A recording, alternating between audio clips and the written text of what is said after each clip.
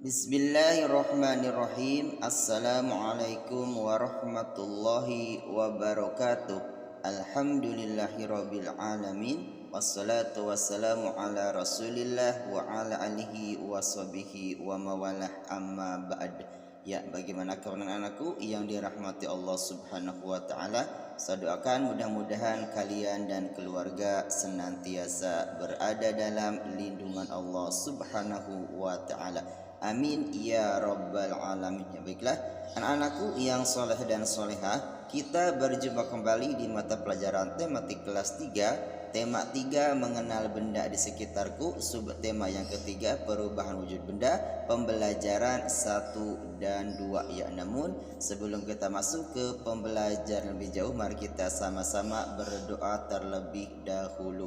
Allahumma inni as'aluka ilman nafi'an wa rizqan thayyiban wa amalan muttaqabbalan. Amin ya rabbal alamin. Ya, baiklah anak-anakku kelas 3 yang soleh dan solehah, saat cuaca panas enaknya minum es. Rasti dan anak membeli es krim di warung. Apakah kalian juga pernah membeli es krim? Ya, apa yang terjadi saat es krim dibiarkan di udara terbuka? Perhatikan juga peristiwa-peristiwa lain di sekitar kalian. Ya, mengapa baju yang dijemur menjadi kering? Apa yang terjadi saat air dimasukkan ke dalam kulkas? Nah, kemudian perubahan apa yang terjadi pada air tersebut? Setelah berolahraga, anak merasa haus. Anak mengajak teman-temannya untuk membeli es krim. Mereka segera menikmati es krim Sambil menikmati kelezatan es krim, mereka bercerita tentang pengalamannya selama berolahraga. Mereka sangat asik hingga lupa dengan es krim yang telah dibelinya. Akibatnya es krim itu mencair. Mengapa es krim dapat berubah menjadi cair? Wujud padat menjadi cair banyak terjadi dalam kehidupan sehari-hari. Coba letakkan es batu di tempat terbuka, es batu itu tentu akan berubah menjadi air, bukan? Begitu juga yang akan terjadi saat kalian memegang coklat. Coklat itu akan meleleh. Mengapa dapat terjadi demikian? Coklat meleleh karena menerima panas dari tangan kalian. Perubahan wujud padat menjadi cair seperti dengan mencair, meleleh atau melebur. Sekali lagi, bahwasanya perubahan wujud padat menjadi cair disebut mencair, meleleh ataupun melebur. Ya, baiklah anakku yang dirahmati Allah Subhanahu wa taala, ya, setelah tadi kalian menyimak dan membaca teks di atas tadi, ya, sekarang kita coba jawablah pertanyaan-pertanyaan berdasarkan teks tadi. Pertanyaan yang pertama, apakah yang dimaksud dengan mencair? Ya, kita ya, bahasanya mencair adalah yaitu peristiwa perubahan wujud dari benda padat menjadi benda cair. Kemudian pertanyaan kedua, pernahkah kalian melihat proses mencair? Ya, jawabannya pasti pernah ya. Nah, kemudian pertanyaan yang ketiga, sebutkan 3 contoh proses mencair dalam kehidupan sehari-hari. Misalnya tadi yang sebutan di tes di atas, yaitu ada es krim yang terlalu lama di luar, kemudian batang coklat mencair saat dipanaskan, dan ada juga es batu mencair saat dikeluarkan dari kulkas. Kemudian pertanyaan yang keempat, pada teks di atas proses mencair terjadi pada es dan coklat. Adakah benda lain yang dapat mengalami proses mencair? Ya, tentunya ada ya. Ya, misalnya lilin yang dipanaskan, kemudian mentega yang dipanaskan, logam besi yang dipanaskan pada suhu tinggi. Nah, kemudian pertanyaan yang nomor 5, apakah semua benda dapat mengalami proses mencair? Ya, bahwasanya tidak semua benda mengalami proses mencair. Ya, baiklah anakku yang dirahmati Allah Subhanahu wa taala. Nah, sekarang kita ayo mencoba. Di sini kita akan membuktikan proses mencair. Benda padat akan mencair jika terkena panas. Mencair tidak hanya terjadi pada es. Mencair dapat terjadi pada benda padat lainnya. apakah semua benda padat mencair pada waktu bersamaan? Ya, ayo lakukan kegiatan berikut bersama teman-teman kalian. Ya, di sini kita siapkan alat dan bahan, yaitu ada 4 buah gelas plastik besar bekas air mineral, kemudian kedua es batu, kemudian mentega, coklat, dan kapur tulis. Ya, adapun langkah-langkah percobanya adalah yaitu yang pertama, masukkan setiap benda ke dalam gelas bekas air mineral tadi. Kemudian satu gelas diisi dengan satu jenis benda. Jadi dipisahkan ya antara es batu, mentega, coklat, dan kapur tulis, ditempatkan di masing-masing gelas yang telah disediakan. Kemudian langkah yang kedua, letakkan semua gelas tersebut di ruang terbuka, yaitu ruangan yang terkena cahaya matahari secara langsung. Ya, biarkan selama kurang lebih sekitar 10 menit. Nah, kemudian amati apa yang terjadi. Nah, kemudian yang ketiga, tuliskan hasil pengamatan kalian dengan format sebagai berikut. Di sini ada formatnya. Ya, setelah tadi kalian melakukan percobaan, ya mungkin di rumah sama keluarga kalian ya. Nah, kira-kira apa hasil pengamatan kalian?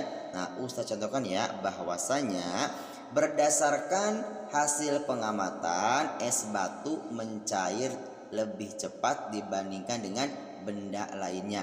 Ya, jadi kesimpulannya adalah bahwasanya setiap benda mulai mencair pada suhu yang berbeda-beda. Baiklah, anakku yang dirahmati Allah Subhanahu wa taala, di sini kita akan menambah wawasan bahwasanya mengetahui titik leleh benda. Ya, perhatikan, setiap benda padat akan mencair pada suhu yang tidak sama. Ya, suhu pada saat benda padat mulai mencair disebut titik leleh atau titik lebur. Perhatikan bahwasanya suhu pada saat benda padat mulai mencair disebut dengan titik leleh atau titik lebur. Nah, di sini berikut ini titik leleh beberapa benda. Misalkan es itu akan mencair pada suhu 0 derajat Celcius. Adapun coklat akan mencair pada suhu 30 derajat Celcius. Mentega mencair pada suhu 33 derajat Celcius. Kemudian kapur akan mencair pada suhu 1340 derajat Celcius. Besi akan mencair pada suhu 1200 derajat Celcius. Tembaga akan mencair pada suhu 1090 derajat Celcius. Kemudian aluminium akan mencair pada suhu 660 derajat Celcius. Dan adapun emas itu akan mencair pada suhu 1060 derajat Celcius. Baiklah, anakku yang dirahmati Allah Subhanahu wa taala. Nah, sekarang kita ayo mengamati di sini. Kita akan mengidentifikasi satuan berat baku. Ya, pernahkah kalian makan coklat? Ya, pasti pernah ya. Ya, umumnya anak suka dengan coklat. Ya, coklat mudah meleleh jika diletakkan di tempat terbuka. Perhatikan 3 kemasan berikut. Nah, di sini ada 3 kemasan coklat dengan jumlah berat yang berbeda. Di sini ada yang beratnya 50 gram, 100 gram, dan 150 gram. Nah, kira-kira coklat apa yang paling berat? Ya, pasti ya yang paling berat adalah yang beratnya 150 gram ya, masalah. Nah, kemudian sekarang kita lihat sini. Sudah kita jawab bahwasanya tadi sudah mengetahui coklat yang paling berat. Kemudian diskusikan dengan teman sebangku kalian. Nah, kalau karena kalian belajar di rumah, berarti bisa diskusi dengan keluarga kalian, bisa dengan ayah kalian, bunda kalian, ataupun dengan kakak kalian. Nah, di sini bahwasanya ibunya anak itu akan membuatkan kue kesukaan anaknya, itu anak itu akan membuat kue coklat. Nah, kemudian ibu anak tersebut membeli beberapa bahan yang akan dibuat kue coklat tersebut. Dari sini ada resep ya, atau bahan-bahan yang akan dibuat menjadi kue coklat. Yang pertama itu ada tepung terigu, itu seberat 200 gram, coklat batang 300 gram, coklat bubuk 75 gram, susu segar 200 ml, kemudian ada mentega 300 gram, kemudian telur ayam 6 butir, kemudian ada gula pasir 250 gram, ada juga garam setengah sendok teh, dan baking powder seberat sebanyak 1 sendok teh. Nah, berdasarkan resep di atas, perhatikan, berdasarkan resep di atas jawablah pertanyaan-pertanyaan berikut. Nah, di sini yang pertama itu adalah satuan baku adalah satuan standar. Nah, di sini tuliskan satuan baku yang digunakan pada resep di atas. Nah, di sini ada yang pertama itu adalah gram dan miligram atau mililiter. Ya, di sini ada gram dan miligram. Kemudian yang pertanyaan kedua, resep di atas menggunakan satuan tidak baku. Nah, tuliskan satuan tidak baku yang digunakan pada resep tersebut. Nah, di sini resep tersebut menggunakan satuan tidak baku, misalnya ada butir dan 1 sendok teh. Baiklah, dan aku yang soleh dan soleha. Nah, sekarang waktunya kalian untuk berlatih. Di sini kita akan menyelesaikan beberapa permasalahan yang berkaitan dengan berat. Nah, di sini ada 5 pertanyaan, kita akan bahas satu persatu secara bersama-sama ya. Nah, berarti di sini pertanyaan yang pertama, Ana membutuhkan sirup untuk membuat es buah. Berat 1 botol sirup adalah 700 gram. Berapa gram berat botol sirup? Berapa gram berat 4 botol sirup? Nah, di sini perhatikan ya, bahwasanya dalam soal tersebut berat 1 botol itu sama dengan 700 gram. Nah, berarti kalau 4 botol sirup tinggal berat 4 botol kali. Ya, perhatikan 4 dikali 700 gram sama dengan 2800 gram. Gampang ya, insya Allah gampang. Kemudian pertanyaan yang kedua, Ana menggunakan beraneka buah. Perhatikan berat buah pada timbangan di bawah ini. Di sini ada 2 buah timbangan. Yang pertama isinya adalah buah stroberi dan yang kedua isinya buah apel. Nah, berapa gram berat tiap buah? Ini pertanyaan yang pertama di nomor 2 atau bagian A. Nah, kira-kira berapa gram berat tiap buah? Bisa kita lihat bahwasanya stroberi sama dengan 2000 gram atau 2 kilo ya. Dan apel sama dengan 5000 gram atau setara dengan 5 kilogram. Nah, kemudian pertanyaan yang bagian rumus nomor 2, buah apakah yang timbangnya lebih berat? Ya, pastinya itu adalah buah apel, itu seberat 5000 gram atau 5 kilogram.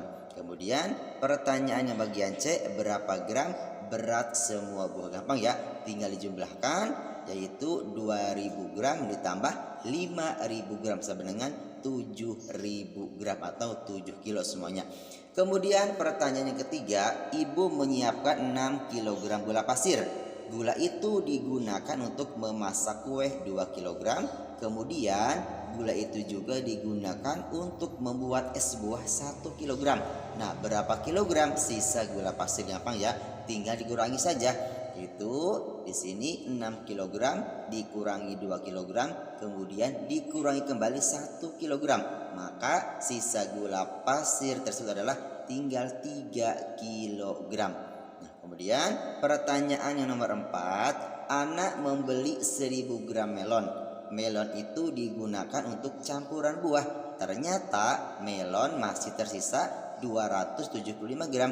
Nah, berapa gram melon yang digunakan untuk membuat es buah tersebut? Nah, gampang ya. Di sini tinggal 1000 gram itu sama dengan 1 kilogram. Nah, berarti di sini 1000 gram dikurangi 275 gram berarti melon yang digunakan untuk membuat es buah itu adalah 725 gram. Nah, kemudian pertanyaan yang terakhir nomor 5, untuk campuran es buah Ana membeli 7 kantong kelengkeng. Nah, berat tiap kantong 250 gram. Berapa gram berat seluruh kelengkeng yang dibeli Ana? Gampang ya. Di sini bahwasanya 1 kantong kelengkeng adalah seberat 250 gram. Nah, di sini Ana membeli berapa? Membeli 7, berarti tinggal berapa? 7 dikali 250 gram, itu hasilnya adalah berarti seluruh kelengkeng yang dibeli oleh Ana adalah seberat 1750 gram. Itulah beberapa pertanyaan dan jawaban dari tentang berat benda ya. Karena aku yang dirahmati Allah Subhanahu wa taala, Kalian tentu pernah menikmati es krim, bukan? Ada berbagai macam rasa es krim. Es krim terasa segar jika dinikmati pada saat cuaca panas. Nah, kira-kira bagaimanakah cara membuat es krim? Nah, di sini kita akan coba kalian lakukan kegiatan secara berkelompok ya di sini. Karena kalian masih belajar di rumah, kalian bisa untuk membuat percobaan bersama keluarga kalian, dengan bunda kalian, dengan ayah kalian, dengan kakak dan adik atau dengan saudara-saudara kalian. Di sini kita akan praktik coba untuk membuat es krim. Nah, di sini ya silakan kalian untuk mencoba. Saya sebutkan beberapa alat dan bahan yang harus disiapkan ketika kita akan membuat es krim. Yang pertama itu adalah 2 buah kantong plastik yang berperekat atau zipper, itu satu berukuran besar dan satu lagi berukuran kecil. Kemudian yang kedua, handuk kecil atau sarung tangan. Yang ketiga adalah 300 ml krim, susu dan santan segar. Kemudian 2 sendok makan gula pasir. Kemudian yang kelima ada 6 sendok makan garam kasar. Yang terakhir adalah yaitu 2 mangkuk potongan es batu. Nah, perhatikan di sini. Adapun langkah-langkahnya adalah sebagai berikut. Ya, yang pertama itu campurkan krim, susu atau santan dengan ulangi lagi. Campurkan krim, susu, santan segar dan gula ke dalam kantong plastik yang berukuran sedang. Nah, kemudian rekatkan ujung plastik, pastikan plastik benar-benar rapat. Kemudian langkah yang kedua, masukkan potongan es batu dan garam ke dalam kantong plastik besar. Kocoklah sebentar agar es batu dan garam tercampur merata. Kemudian langkah yang ketiga, masukkan kantong plastik sedang pada langkah 1 ke dalam kantong plastik besar pada langkah 2. Kemudian tutuplah plastik besar dengan perekatnya hingga rapat. Kemudian langkah yang keempat, kocok dan pijat-pijatlah kantong plastik tersebut selama 10 menit. Gunakan handuk atau sarung tangan agar tangan kalian tidak kedinginan. Kemudian langkah yang kelima, keluarkan kantong plastik sedang. Kemudian bersihkan atau lap dengan kain untuk menghilangkan garam yang menempel. Nah, kemudian langkah yang keenam, bukalah kantong plastik tersebut dan tuang ke dalam gelas atau mangkuk saji. Nah, es krim siap dinikmati. Masya Allah, sudah jadi kan? Nah, kira-kira adakah proses yang belum kalian mengerti? Nah, jika ada, tanyakan kepada guru kalian ya, ke ustadz, dan mungkin orang tua kalian, bunda kalian lebih paham, dan bisa kalian sama-sama praktek di rumah bersama keluarga kalian. Baiklah, anakku yang soleh dan soleha, setelah tadi kalian mengetahui bahan-bahan untuk membuat es krim, kemudian kalian juga telah mengetahui langkah-langkah membuat es krim. Nah, apakah ada nih di antara kalian yang sudah melakukan percobaan di rumah? Nah, kalau sudah ada, nah sekarang waktunya kalian menjawab beberapa pertanyaan berdasarkan percobaan yang telah kalian lakukan tadi. Nah, di sini ada beberapa pertanyaan yang harus kalian jawab ya. Nah, di sini mengidentifikasi perubahan wujud benda. Pertanyaan yang pertama, apakah wujud krim, susu atau santan sebelum pembuat es krim?